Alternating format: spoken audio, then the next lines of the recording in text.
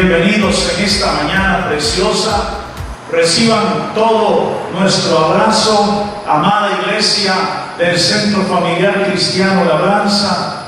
Nos regocijamos de poder estar junto a ustedes una vez más, no solamente para que juntos exaltemos el nombre del Señor, sino también para expresar nuestra gratitud a Dios por todas sus bondades, por todas sus maravillas, por todos sus beneficios. Mi amado hermano y hermana, hoy es el día del Señor para que tú y yo nos gocemos y nos alegremos en Él. Dios ha sido bueno. Dios ha sido bueno. Y esto tiene que estar en nuestros labios. Una palabra de gratitud y de alabanza por la bondad de Dios que nunca cambia. Gloria a su nombre. Mis amados, les bendigo en el nombre de Jesús. Es un honor, es un privilegio poder estar con ustedes en esta mañana y poder llevarlos al capítulo 2, versículos 41 al 47 del libro de Hechos. Hemos venido platicando, mis amados, estos domingos, que es el mes de aniversario en Labranza. Un mes de fiesta para nosotros. Yo no sé cuántos dan gracias a Dios porque a lo largo de casi 34 años Dios ha sostenido esta familia de fe. Y a todos los que nos hemos incorporado en el proceso y en el camino, tenga usted un año, tenga 5, tenga 10, tenga 20, tenga los 34 años de estar aquí, mi amado, tiene que tener usted una palabra de gratitud por las bondades que Dios ha tenido para con la iglesia. Hemos sido una iglesia bendecida por el Señor. Labranza ha sido una tierra fértil por Dios. A lo largo del camino el Señor la ha irrigado, la ha abonado, la ha cercado, la ha sustentado y ha cuidado de esta tierra preciosa. Son muchas las familias que han sido bendecidas por el Centro Familiar Cristiano Labranza a lo largo del camino. Y los que nos hemos unido en el último año hemos sido también benefactores de todas esas bondades de nuestro Padre. Hemos estado tratando el tema, mis amados hermanos, de cuáles son los rasgos, las características, mis amados, de una iglesia madura, de una iglesia que crece de forma estable, de forma equilibrada. Una iglesia que camina, mis amados, bajo los principios y parámetros del reino de los cielos. Y quisiera llevarles en esta mañana a tocar la esencia del cristianismo en base al texto que vamos a leer de Hechos capítulo 2. ¿Cuál fue la esencia de la iglesia, mis amados hermanos, desde sus comienzos? ¿Y cuál es la esencia que nos caracteriza, que nos evidencia, mi amado, que se constituye en un filtro para nosotros para poder medir el nivel, el grado de nuestra madurez cristiana? A la luz de la palabra, tú y yo podemos filtrar nuestra fe, podemos filtrar nuestro nivel de madurez, de crecimiento y de estabilidad espiritual. Así que, mis amados, permítanme llevarles a la lectura de Hechos capítulo 2, versículos 42 hasta el 47. Dice la palabra del Señor que la iglesia en sus comienzos perseveraban en la doctrina de los apóstoles, perseveraban en la comunión unos con otros, perseveraban en el partimiento del pan y en las oraciones. Vean que 4 rasgos más específicos, más claros, más contundentes de lo que fue la esencia de la iglesia, no solamente en su inicio, sino lo que tiene que ser la iglesia hasta el último momento de estar en la tierra. Y dice el verso 43: y sobrevino temor por causa de esa perseverancia de la iglesia, sobrevino temor a toda persona. Y muchas, no pocas, muchas maravillas y señales eran hechas por los apóstoles. Todos los que habían creído estaban juntos y tenían en común todas las cosas. De tal manera que dice el verso, mis amados hermanos, 45, y vendían sus propiedades y sus bienes y los repartían a todos según la necesidad de cada uno, y perseverando en una sola alma, unánimes cada día en el templo y partiendo el pan en las casas. ¿Saben qué hacían? Lo que estamos haciendo en este tiempo. Dice, y comían juntos con alegría y sencillez de corazón, alabando a Dios. ¿Cómo estaba la iglesia en sus casas? Alabando a Dios y teniendo favor con todos los gires. Y el Señor añadía labranza cada día los que habían de ser salvos. Bendito sea el nombre del Señor por su palabra preciosa y maravillosa, que sigue teniendo, mi amado, vigencia. Hoy, abril 2020, la palabra de Dios sigue estando tan vigente como en el mismo momento que fue soplada, que fue respirada por el Dios de los cielos. Mis amados, ¿cuál es la esencia del cristianismo desde su raíz y que debe de ser, mi amado, para nosotros no solamente un filtro para analizar nuestro grado de madurez y de crecimiento, sino que debe ser nuestros estándares en nuestra cotidianidad de vida como iglesia? ¿De dónde parte la esencia de lo que es la iglesia de Jesucristo? Se han escrito muchísimos libros sobre eclesiología, sobre misionología y sobre una serie de ramas de la teología que tienen que ver precisamente con el quehacer de la iglesia. Por ahí, mis amados, nos hemos encontrado un enunciado maravilloso que dice que la iglesia ya tiene un ADN establecido por Dios. Pero también ese enunciado dice que la iglesia, mi amado, no solamente es, sino que la iglesia hace lo que es. Eso tiene que ver con su desarrollo, con su misión en la tierra. Y ese mismo enunciado dice que la iglesia no solamente es, y que la iglesia no solamente hace lo que es, sino que la iglesia organiza lo que hace. Eso tiene que ver con administración eclesial.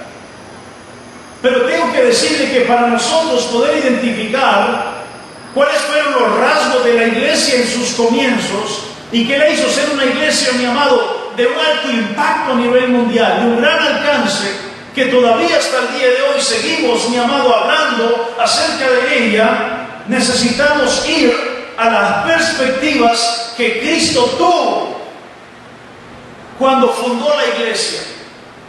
Y no solamente entender a la luz de la palabra, mis amados hermanos, la perspectiva de Cristo sobre su iglesia amada, sino que es para nosotros un desafío y un reto redescubrir la visión original de lo que es una iglesia viva, hermanos.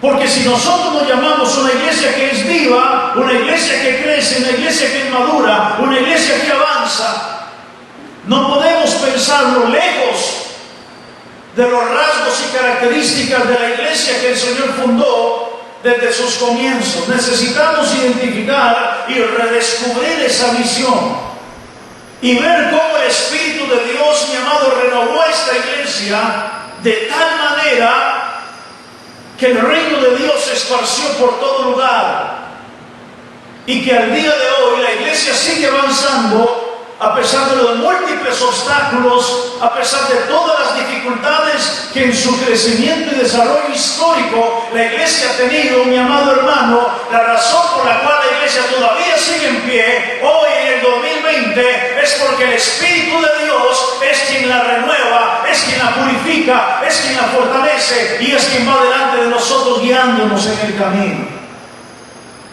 Dios propuso edificar la iglesia como una comunidad de hombres y mujeres redimidos. No solamente la planificó en la eternidad, sino que la ha llevado, mi amado hermano y hermana, en el proceso histórico para que sea una iglesia pura, limpia, santa, sin mancha y sin contaminación. Una iglesia madura.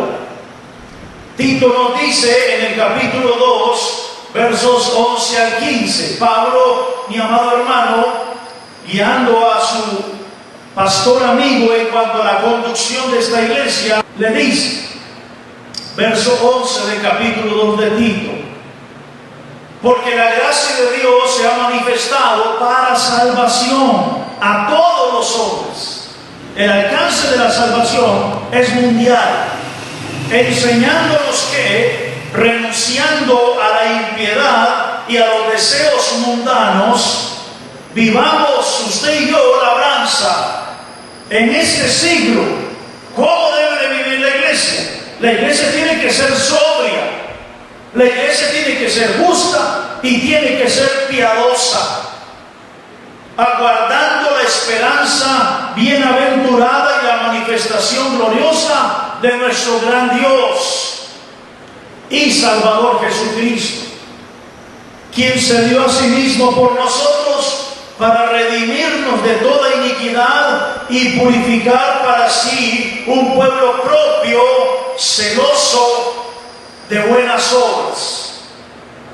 Mis amados hermanos, los estándares de calidad, si podemos utilizar este término, con los que Dios formó y fundó la iglesia, no han pasado de moda.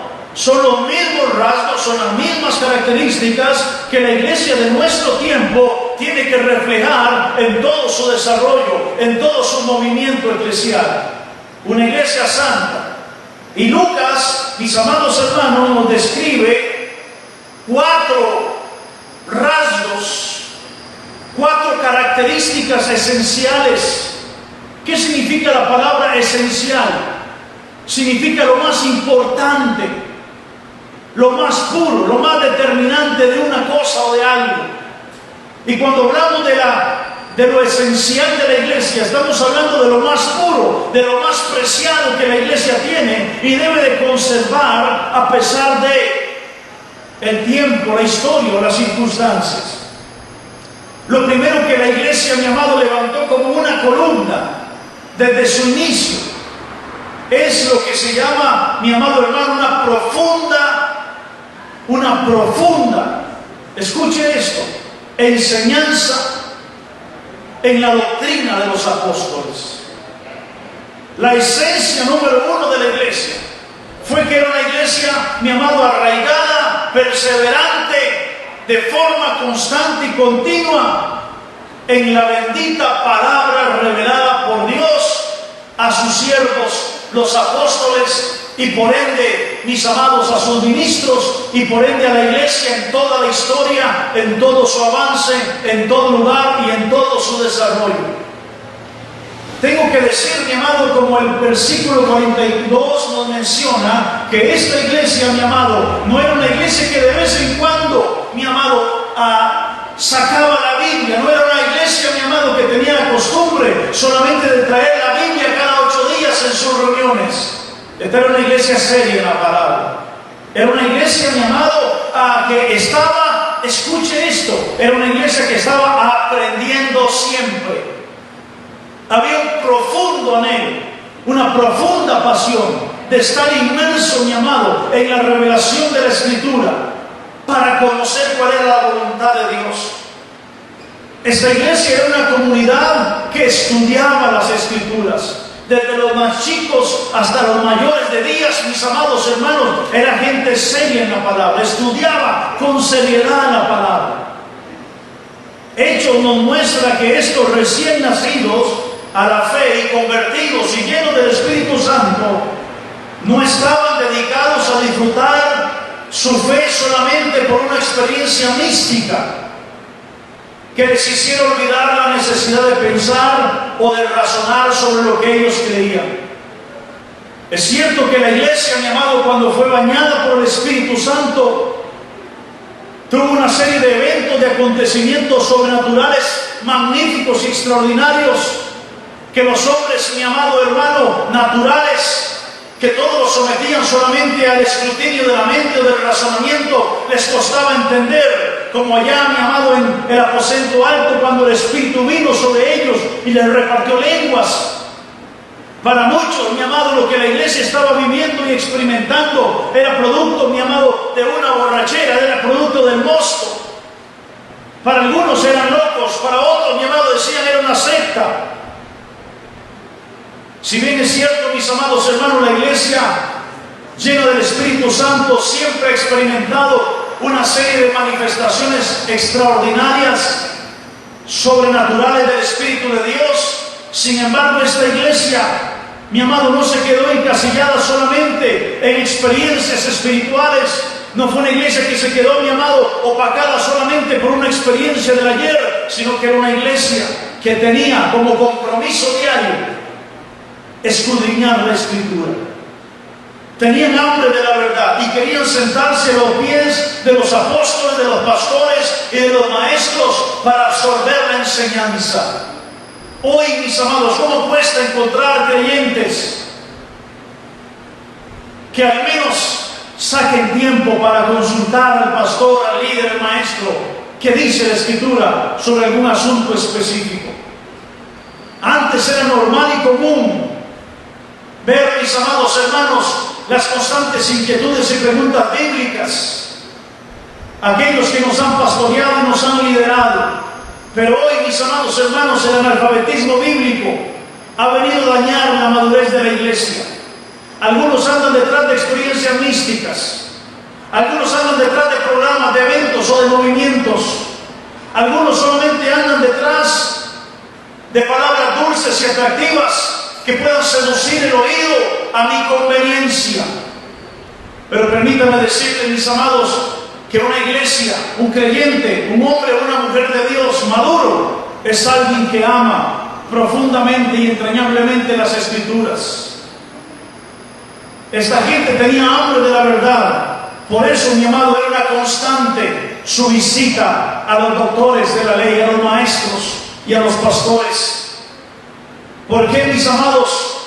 Ellos tomaron como esencia en su cristianismo la palabra, porque ellos sabían que el Espíritu de Dios es Espíritu de verdad. Y la Biblia dice que donde está el Espíritu de Dios, ahí tiene que haber y fluir libertad total y absoluta. Una iglesia llena del Espíritu de Dios es una iglesia llena de la verdad de Dios, llenos de su bendita palabra. Una iglesia llena del Espíritu Santo es una iglesia bíblica, una iglesia neotestamentaria, una iglesia fundada en la doctrina de los apóstoles. Mis amados hermanos, tu nivel de madurez no lo evidencian los años, no lo evidencian los talentos, ni las habilidades que cualquiera de nosotros podamos tener. Desde un creyente se manifiesta por la palabra que está en él, por la Escritura que está en su corazón, por la palabra que ha oído, que ha guardado y que practica fielmente. Iglesia amada, necesitamos recuperar este camino. Necesitamos recuperar el terreno que hemos perdido para volver a recuperar lo esencial de nuestro cristianismo. No existe cristianismo sin la palabra de Dios. Y para la iglesia en sus comienzos, mis amados hermanos, esta fue una columna fundamental y fue un pilar esencial en su madurez cristiana. Lo segundo, mi amado, que tenía esta iglesia es lo que nos encontramos en el verso 44 y 45 en la primera parte. Todos los que habían creído, ¿saben cómo estaban? Estaban juntos y tenían en común, escuchen esta palabra, es clave, todas las cosas, de tal manera que vendían sus propiedades y sus bienes y los repartían a todos según la necesidad de cada uno. El segundo principio de una iglesia esencial Es una iglesia que ama y cuida la comunión en la familia de la fe. Y también, mis amados hermanos, es una iglesia llena de misericordia. Dice que ellos perseveraban en la comunión entre hermanos, pero también perseveraban. Oiga, mis amados, ellos vivían un ágape continuo. Esta gente era gente de fiesta, pero con propósitos. Tenían, mis amados hermanos, objetivos claros. Se habían propuesto, mis amados hermanos, que aún en medio de las carencias y necesidades de los hermanos, hacer todo el esfuerzo posible para que nadie tuviera falta del pan en la mesa. ¡Qué preciosa iglesia! ¡Qué comienzo! ¡Qué rasgo, mi amado! ¡Qué ADN más precioso! Era gente, mis amados hermanos, que no habían sido gobernados por el materialismo consumista que hoy embarga el mundo entero. Era gente, mi amado, que tenía como una marca de una iglesia viva el profundo amor y cuidado mutuo entre los creyentes. Eso es comunión. Era una iglesia que aprendió a amar a las personas. Era una iglesia, mi amado, que anteponía sus propios intereses para buscar el beneficio de otro. Era una iglesia, mis amados hermanos, que se gozaba en sembrar en la vida de otros hermanos. Era una iglesia con un nivel de generosidad, mi amado, que cuando ellos administraban los recursos que Dios les daba, siempre como un estilo de vida, ponían algo aparte para bendecir a los hermanos de mayor necesidad. ¿Cómo necesitamos volver a ser esa iglesia? ¿Cómo necesitamos volver a tener coinonía entre nosotros, la alabanza? Para que aquellas cosas que tenemos en común podamos ponerlas al servicio de otros, podamos compartirlas también con otros, y de esta manera también mostrar que el Evangelio no solamente son palabras, sino que son hechos contundentes y que son hechos que son visibles, que son tangibles, que podemos palpar y tocar. Mis amados hermanos, esta iglesia tenía como norma invertir y sembrar. No estoy hablando solamente de temas materiales, estoy hablando de forma integral. Era una iglesia, mi amado, que se despojaba de sus recursos, de sus capacidades, de su inteligencia, de sus habilidades, de su crecimiento, de su madurez, de sus dones, de sus ministerios, y lo ponía al servicio de la comunidad de fe y aún más allá de ella. ¿No es cierto, labranza, que uno de los frutos del Espíritu Santo es el amor? Esto no puede ser algo intermitente entre nosotros. El amor en la iglesia no puede ser algo de acuerdo a mis conveniencias. El amor entre hermanos no es un asunto que se manifiesta por épocas o depende cómo se comporten conmigo. Si el amor es un fruto, es innegociable en toda nuestra manera de vivir. Esa actitud debe de caracterizar a la iglesia en todo tiempo. La comunión, la disposición a compartir, a ser generosos, a mantener una actitud dispuesta, tiene que ser un principio permanente, porque una iglesia que está llena del Espíritu Santo va a sobresalir en obras de generosidad y de misericordia. Si esta esencia no está en ti, no está en mí, mis amados hermanos, necesitamos recuperar ese terreno. Un tercer aspecto de esta iglesia esencial, mis amados hermanos, que nos modeló cómo teníamos que conducirnos a lo largo del camino, lo encontramos en el verso 46 y 47. Dice: y perseverando unánimes cada día en el templo y partiendo el pan en las casas, comían juntos con alegría y sencillez de corazón, alabando a Dios. ¡Qué cultura de adoradores! Este es el tercer concepto que yo extraigo de la Escritura, mis amados, de una iglesia que inspiraba, era su nivel de adoración.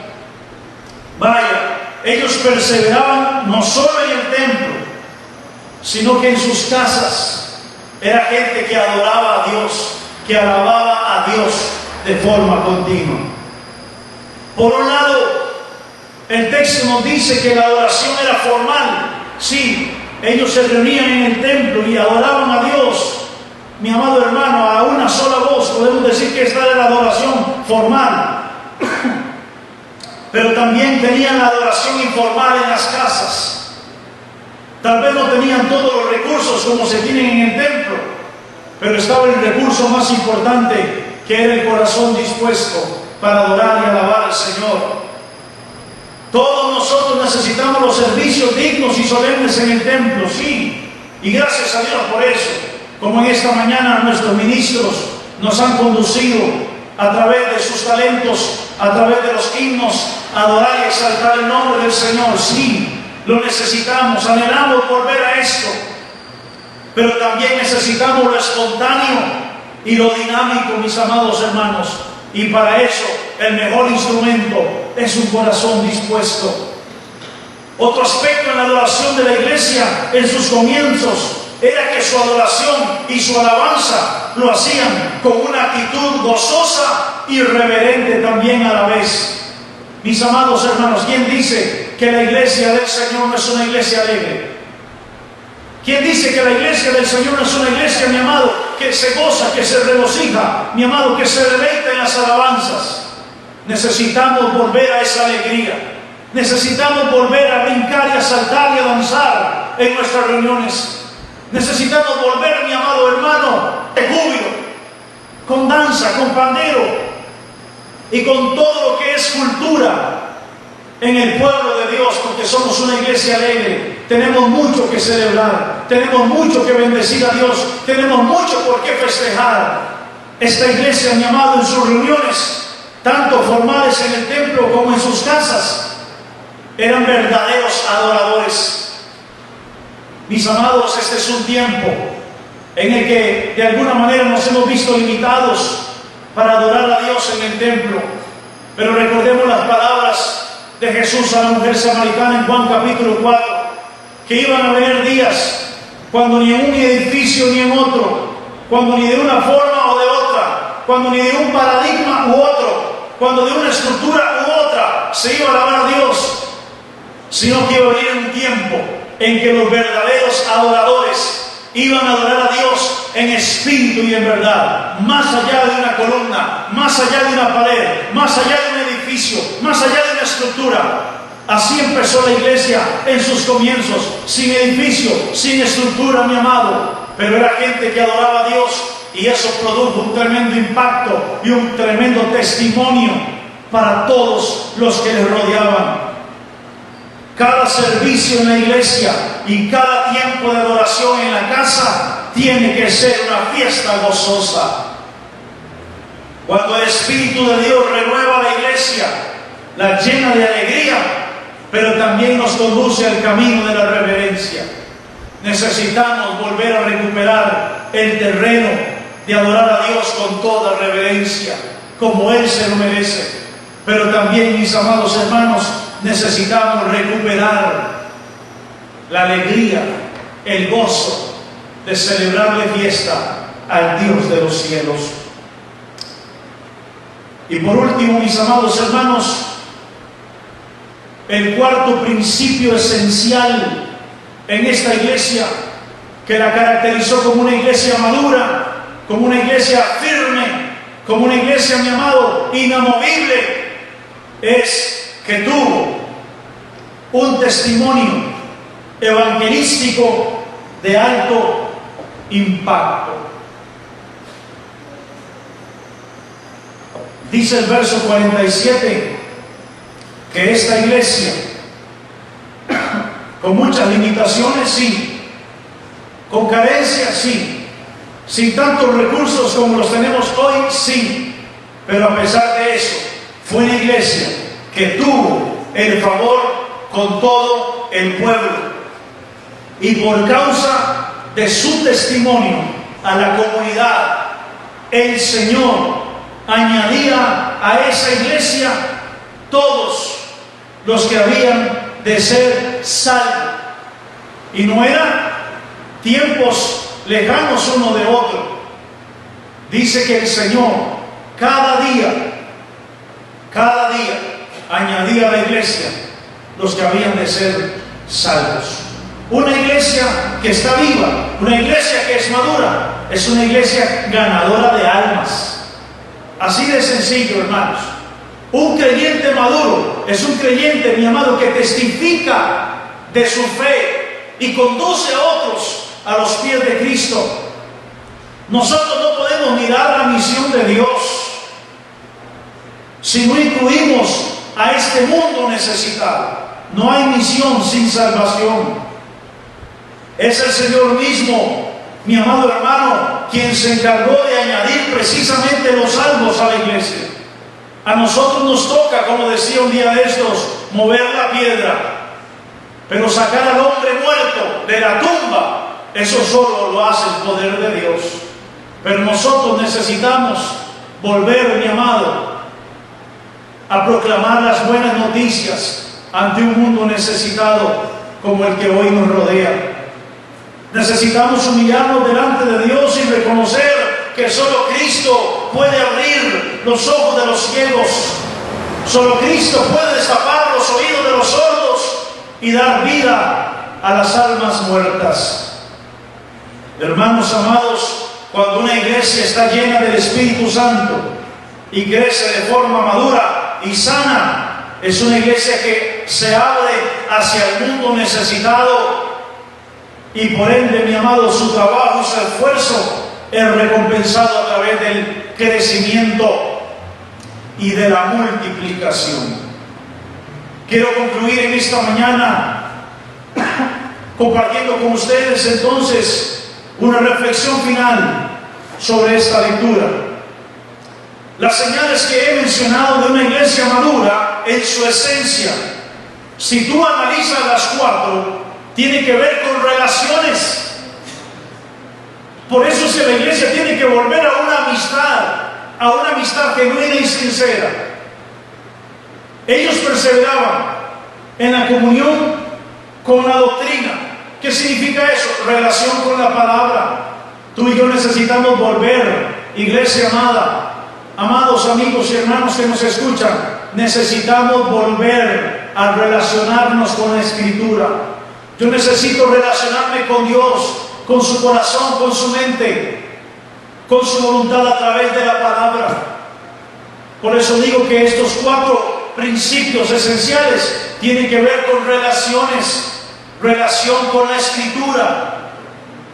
Lo segundo, mi amado, que la iglesia tenía era relación entre hermanos, era relación en familia, era relaciones los unos a los otros. Esta gente se amaba de forma sincera, de forma genuina, no era de apariencias. Necesitamos volver a fortalecer las relaciones entre nosotros. Y hoy, mis amados, más que nunca, que no nos podemos mirar quizás de forma presencial, de forma física, que no podemos estrecharnos un abrazo, pero eso no significa, mi amado, de que no estar en las cuatro paredes de un templo tiene que dañar nuestra amistad como hermanos y familia. Gracias a Dios tenemos muchos recursos tecnológicos para seguir mirándonos, para hablarnos, para llamarnos, para compartir de una o de otra manera el amor de Dios que nos identifica como iglesia. También, mis amados hermanos, tiene que ver con relación con Dios. Esta gente, mi amado, que adoraba a Dios, tenía una fortaleza en su comunión con el Creador. Una iglesia adoradora fortaleció su relación con Dios a través de una vida de adoración, de rendición, de servicio, de entrega. Saben, mis amados hermanos, necesitamos volver a intimidad con Dios. Necesitamos volver a una intimidad con Dios. Este tiempo que estamos viviendo, yo esperaría que este tiempo haga de usted y de mí un mejor hijo de Dios. Porque si este tiempo, mi amado, que no sabemos cuánto todavía faltará, si este tiempo no es para ti y para mí un filtro para madurar en Dios, no sé qué otra cosa ocuparíamos que suceda para volver nuestra mirada al Dios de nuestra salvación. Y por último, esta iglesia era una iglesia que fortaleció su relación con el mundo. Por eso, mis amados hermanos, dice el verso 47 que esa iglesia tenía el favor de la comunidad. Amados, tenemos 10 meses y más de estar declarando, de estar orando y de estar pidiendo a Dios que nos regale los guíos para la gloria de su nombre. Y puede ser que un tratado, o puede ser que un toque de timbre de una puerta no nos permita llegar tan fácilmente a alguien en toda la comunidad de los guíos. Pero ahí donde tú estás, donde tú vives, donde yo vivo, si yo soy un fiel representante de Cristo, Dios se encargará de que la iglesia tenga el favor en esta comunidad. Y estoy seguro que muchos, no pocos, muchos vendrán pronto a los pies de Cristo. Mis amados, esto es lo esencial de la iglesia. Esto es lo esencial, esto es lo más importante que tenemos como labranza, como iglesia y como pueblo de Dios. Necesitamos hablarle a alguien de nuestra esperanza y de nuestra fe. Mientras el mundo se hunde en un caos, nosotros tenemos una voz de esperanza. Nosotros tenemos una palabra de fortaleza, de aliento y de paz, la cual hemos encontrado en Jesucristo, el Hijo de Dios, nuestro Señor. Oremos a Dios en esta hora. Padre, te damos gracias, Señor, en el nombre bendito y maravilloso de Jesucristo,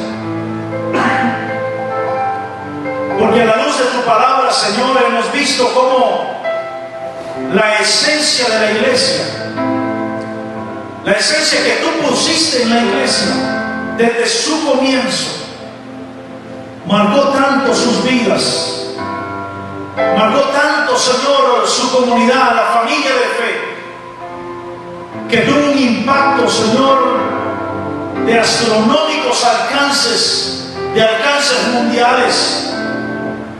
Una iglesia limitada, Señor, de muchas cosas, pero una iglesia que perseveró en la palabra, Señor, y que hizo de la palabra lo esencial en su vida. Una iglesia, mis amados hermanos y amado Padre, que hizo esencial la comunión entre los unos y los otros, de tal manera que no había falta en ellos de las necesidades básicas. Una iglesia que hizo esencial la adoración contigo, Padre. Una iglesia adoradora. Era una iglesia que adoraba en espíritu y en verdad.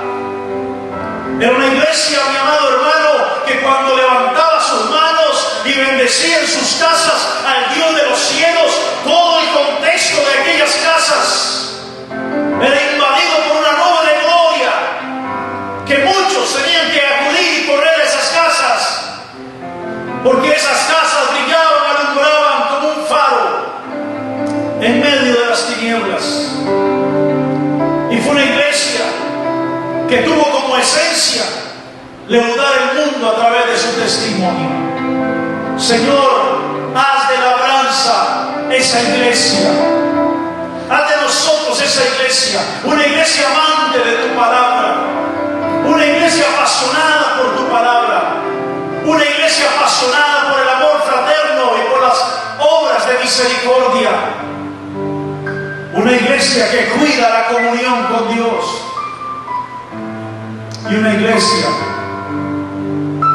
Señor, que es luz a todos aquellos que están en tinieblas.